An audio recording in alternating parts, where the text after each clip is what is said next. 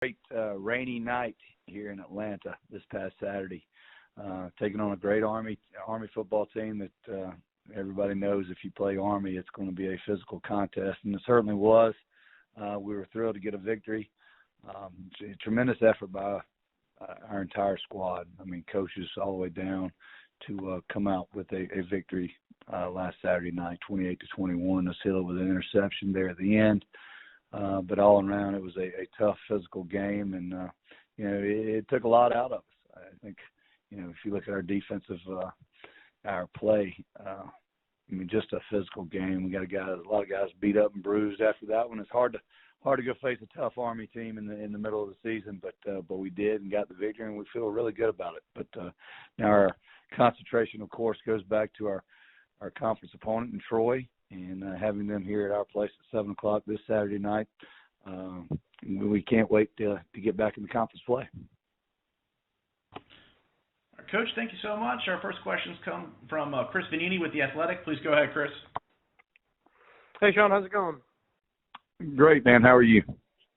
I'm good. You guys, obviously, after that Tennessee game, kind of struggled a few weeks, but these past 3 weeks, you guys have really been kind of rolling. What's been the difference these past 3 weeks for you guys?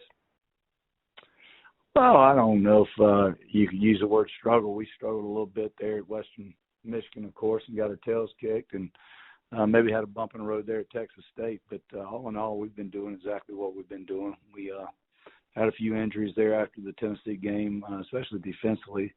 That we got a few guys back, and they're starting to really, when I say get back to almost 100% healthy, and that's a good thing. But all in all, we've been consistent offensively, and our defensive effort in the last couple of weeks has been there, and we just got to now get our special teams on board, and we feel like we'll be okay. But with a tough Troy opponent coming in, very well coached, I mean, great offense. We just got to keep our heads down and keep doing the things that we do, practice hard, and not worry about people talking about us having a winning streak or anything like that. The praise, we've got to deflect that and keep motivation ahead of us for these conference opponents.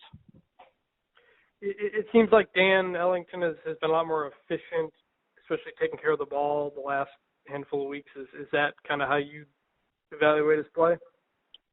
Well, not really. I don't think he's turned the ball over all that much this year. He had a turnover Saturday, and I think he's thrown 1 or 2 interceptions, maybe. I think 2. But he's been efficient all year. I mean, he was efficient last year with the ball. He's just a good headsy football player. Knows he knows what to do. Very confident individual. Loves to have fun with this game of football and loves the preparation of it. So, he's been doing a good job for us. You mentioned trying to not focus on a winning streak, but you guys got a lot of attention after Tennessee. You're getting more attention now. How do you make sure the guys stay grounded?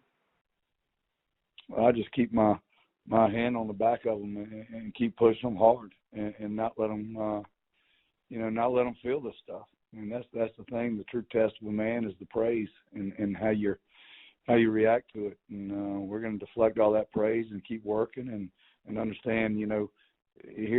Sitting here at 5-2, you haven't done anything. I mean, we haven't done a single thing, and I try to explain those to those guys and understand that, yeah, we're playing better and we've won a couple of ball games, but ultimately we'll be judged on our season afterward. Well, appreciate the time, Shawn. Thank you. All right, thank you, Chris. Our next questions come from Brady Wheeler with Thursday Night. Please go ahead, Brady. Hey, Coach. How are you? I'm all right. So good. You need to be doing better, man. You sound like you're down today. I'm great, then. There you go. So Saturday, there was a sort of next man up moment where you had to call on a freshman, Zach Dixon, for, I guess, the most extended time he's played since coming to Atlanta. Now that the dust has settled on the game, how do you think he handled the situation, being thrown into the fire? Well, let me explain this. We haven't done it, but in the last few years, we open up practice with this thing called facing the fan, and it's a tough physical drill where you've got to go put your hands in, and you've got to exhibit a lot of contact in this drill, and he faced it Saturday night. I mean, he certainly did. I told him it was the exact same drill he's been doing since he's been here, and he had the opportunity to go show it on Saturday evening because they were running that dive play right at him constantly once he got in there, and I thought he did a good job. I thought he went in there and didn't back down. The moment didn't get too big for him, and he really excelled. He really excelled, and it was probably a great opponent for him because, to tell you the truth, there wasn't a whole lot of reading. It was really playing downhill and attacking the line of scrimmage with the fullback dive, and I thought he did a really good job.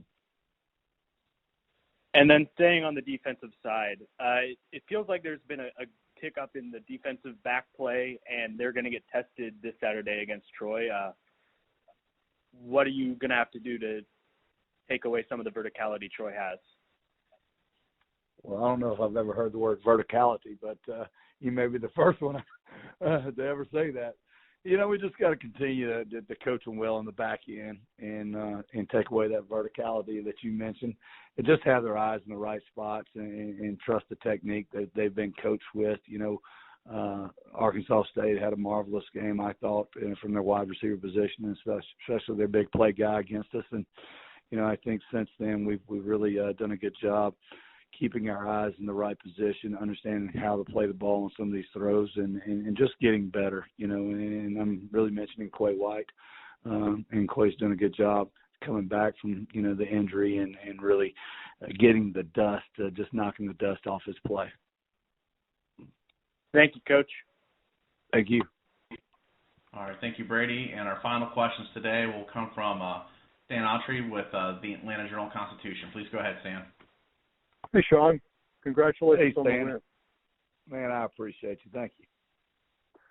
Aside from the verticality, Troy is a kind of completely different sort of offense than Army. What's the challenge making the quick switch from, guarding the option to defending Troy? Well, I don't know if it's the challenge, because typically that's what we practice against, on really a regular basis.